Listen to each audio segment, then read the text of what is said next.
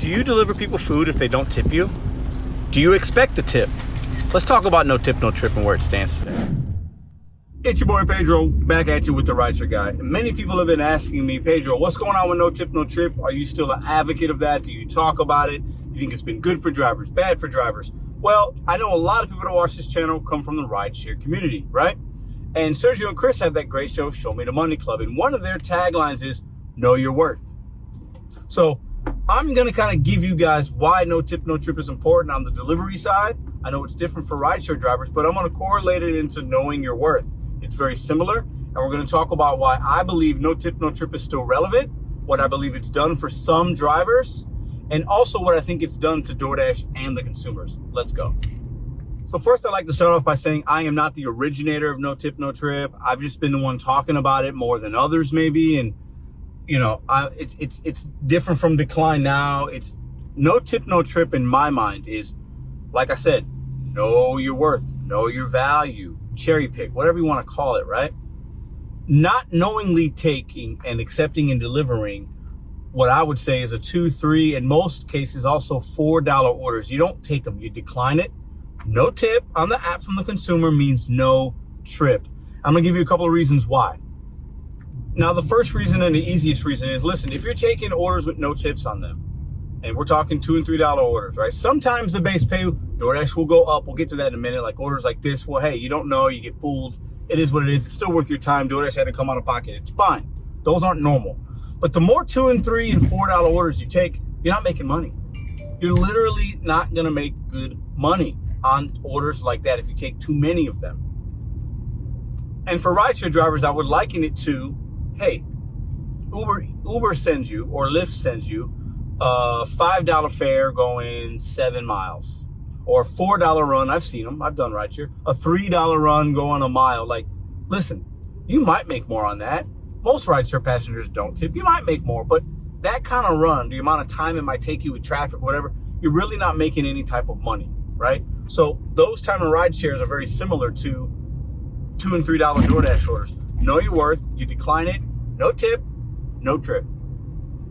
And another thing it does, like orders like I'm showing you here, DoorDash eventually should and will up the base pay the more drivers that decline these low orders that customers did not tip. So the customer might have to wait, which, hey, that's kind of on them, but that's a different argument, right? Some customers don't feel they should tip before the service. Maybe that's a whole nother video. But DoorDash will pay the driver more. So if I decline a $2 run, maybe it eventually becomes a $4 or $5 run for the fifth driver down the line, maybe 10 minutes later, and it's worth their time. They can make more money, and that's a benefit for drivers overall. Another reason why it's still relevant, we should still be thinking about it. Now, some people call it no tip, no trip, no value, I don't deliver it, whatever it is. If it doesn't make sense to you, don't take it. But historically, most consumers that back out a tip are consumers you do want to do business with. They're gonna be very needy. They're gonna low rate you.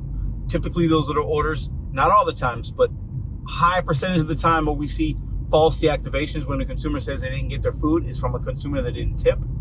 They usually don't give you the right gate code, entry code, they're not ready, they have crazy instructions. Stay away from those type of orders. A consumer that will take a tip out most of the time, not all the time, will be somebody you don't want to do business with. So decline that order. No tip, no trip. Now, other people ask me, Pedro, what do you think this has done? Has this done anything? I think for some drivers, it's allowed them to make more money because they're maybe being a little more selective, not wasting time on these lowball orders, not having the frustration of dealing with somebody that does not value you. Because most consumers won't tip in cash. Some will, most will not. So I think overall it's been a net positive for delivery drivers by being more selective, not delivering to no-tip consumers. Do I think DoorDash has felt anything from it? I think overall, there are still a lot of drivers taking $2 and $3 orders. I think we see it. I do think DoorDash wants us to take everything clearly because it saves them money. But overall, I think it's better for the driver to be thinking about not taking tips when a consumer does not tip. Because I also believe those are the kind of customers that overall aren't a positive experience for even DoorDash on the refund level or the whatever, like the complaint level, and on us. So I think it's been a positive overall. Now the consumer sometimes is hurt by this, because there are times the consumer might have a bad experience. They don't want to tip. They do want to tip in cash, or they'll add a tip after because DoorDash has that feature. Uber has it as well.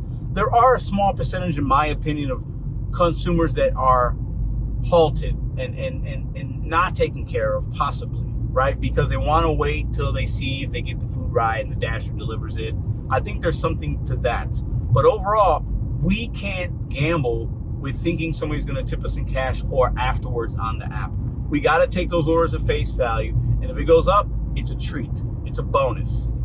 No tip, no trip is still a thing. Call it whatever you want. Know your worth, know your value, cherry picking. It should still be a way that we look to make money in 2023 and beyond. Until the app companies decide to pay us more, which is not going to happen, we have to be choosy.